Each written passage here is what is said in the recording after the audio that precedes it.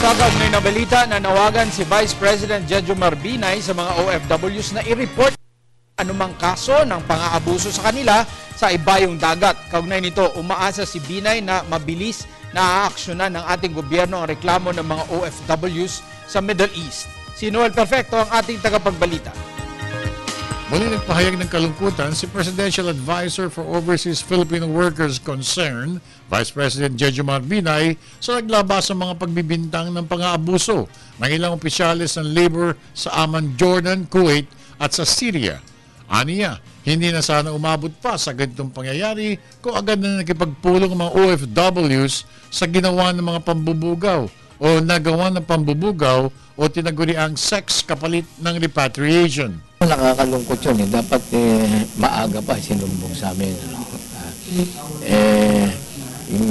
Natagalan yata para magreklamo kasi marami ang alleged victims. So, ang pakiusap lang sana namin, total, nandito na naman ang gobyerno na nagpakita naman talagang inaaksyonan mga complaints. Sana isumbong agad sa amin para maaksyonan namin para hindi pa lumalayo. Pinasalamatan din ni VP Binay si Foreign Affairs Secretary Del Rosario ng pangunahan nito ang investigasyon hinggil sa mga reklamo ng mga kababayan natin sa Western countries kontra sa mga labor officials na nambubugaw sa kanila kapalit ang pagbalik sa ating bansa. Nakakatuwa naman at si Secretary Del Rosario mismo is taking charge. Ang pagkakaalam ko, kahapon, nandun na yata yung 6 na DOL representatives nandun na sa Middle East.